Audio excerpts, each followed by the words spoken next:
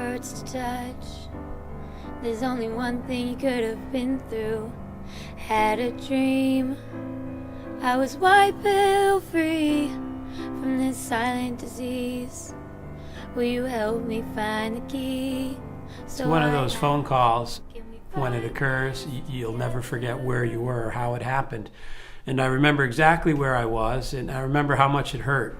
Here's to the pain we know too well. Here's to the smiles we have to sell. But it was a very, very difficult day, needless to say, to see a 10-year-old girl all of a sudden get saddled with this stuff. Hold on to one more day. I love to laugh and have fun, and my favorite thing is music. I'm more of the artsy type instead of the athletic type, I think.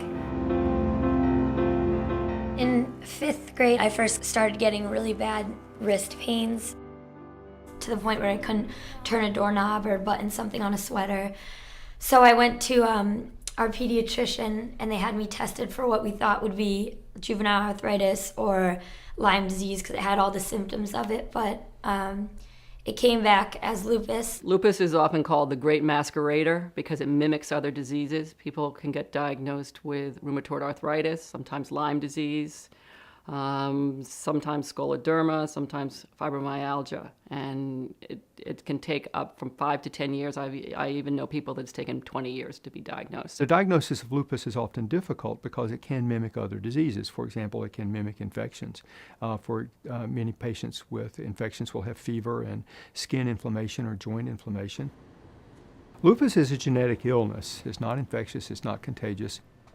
Lupus is an autoimmune disease, but it's different in that it affects multiple organs as opposed to other autoimmune diseases which affects one organ specifically. One of the statistics that I find shocking is, only 1 in 5 young women have even heard of the disease, but yet that is the population is the most affected.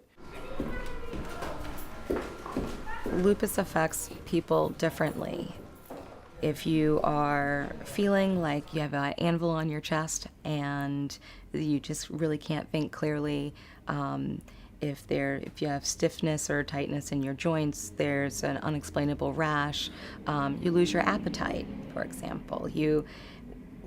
Instead of ignoring it, because we have a tendency to just say, oh, it's probably nothing, it's probably stress, and keep moving, there could be something else going on. There's 2 receptions. One is the pre-reception. I used to be in one of the most stressful industries. I owned and operated a series of wine bars and restaurants.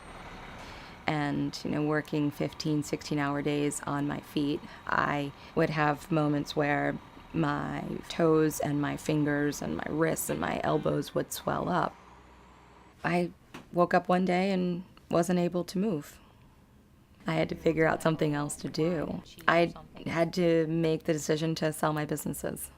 Lupus is a disease that primarily affects women. It's about 10 to 1 women affected to men.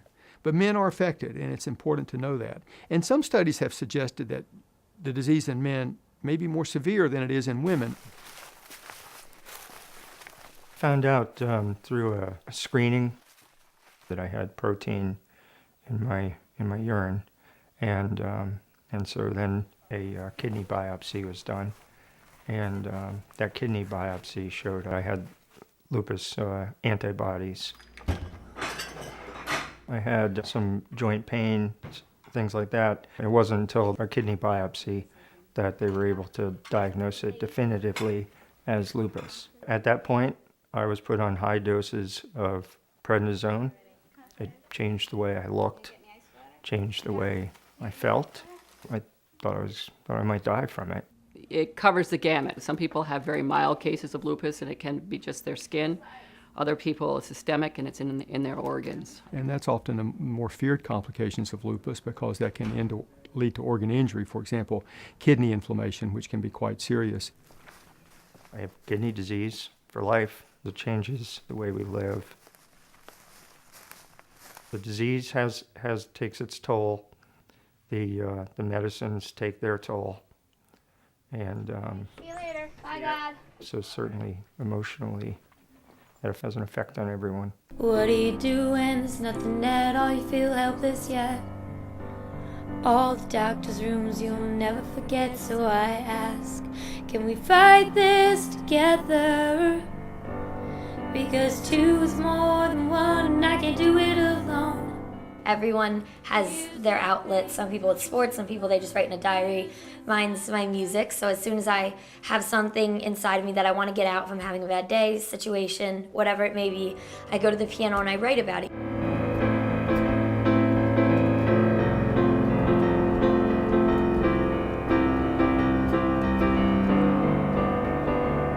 And it doesn't seem fair to see, but in the end it's not about me. So today I'll stand for all those who can't.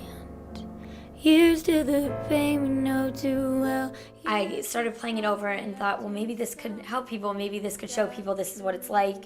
Maybe it could inspire other people. Maybe it could help people know that they're not the only one out there with this. In Connecticut, there's approximately 17,000 people with lupus, which is more than MS, muscular dystrophy, and cystic fibrosis combined, but few people have even heard of us. There are more people out there than we know that have lupus. We're hoping that corporations and companies will think about lupus. In terms of donations, they're critical for us because we do not get any other funding. We're strictly funded by individuals. Our mission is to provide support for people with lupus, as well as to find the cure by funding the research. Last year was the first year that was ever a new lupus medication with Benlysta. And that was the first real lupus drug in 50 years.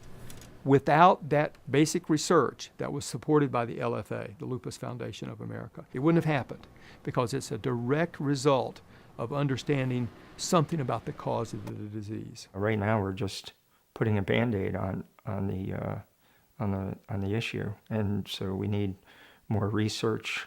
We need to find a cure. The only way we're going to get there is by continuing to explore the mysteries of lupus, what causes the disease, and as a consequence, how better to design therapies. We've got the pre-reception. As a 33-year-old woman, I should be at the prime of my life right now. It's just not something that I would want any person to go through. Each person that we educate is one step closer to getting a cure or a new medicine or new treatments. But here's to hold on to one more day. And if there's any way that I can help prevent any people, especially kids like me, from having to go through what I went through, all the pain and the doctors and not knowing and stuff, that's my goal.